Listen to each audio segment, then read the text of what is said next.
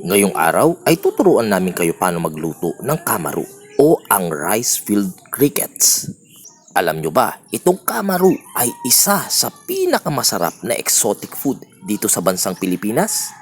At habang naghihintay tayo ng next step na ilalagay, puntahan muna natin itong mga bata sa kwarto.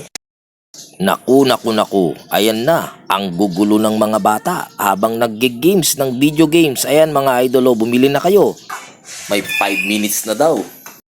After 5 minutes ay ilalagay na natin yung kamatis. Ayan guys, mas maganda yung kamatis hinog na hinog at saka yung pulang-pulang kamatis para maalis yung lansa ng kamaru or yung ating rice cricket.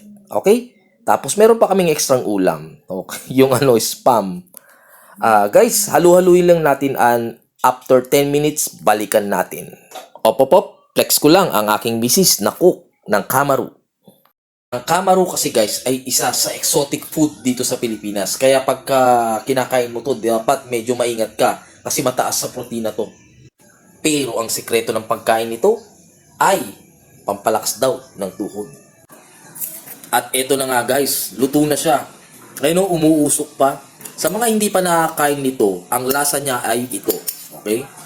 Siyempre malalasahan mo may kamatis yan. Pero ang pinakalasa nito is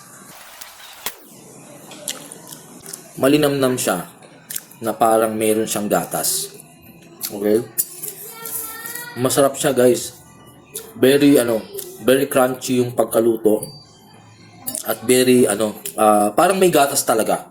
Matamis-tamis yung yung lasa nung kamaru. Okay? Sana po nagustuhan niyo tong video na to at more videos po, follow and share.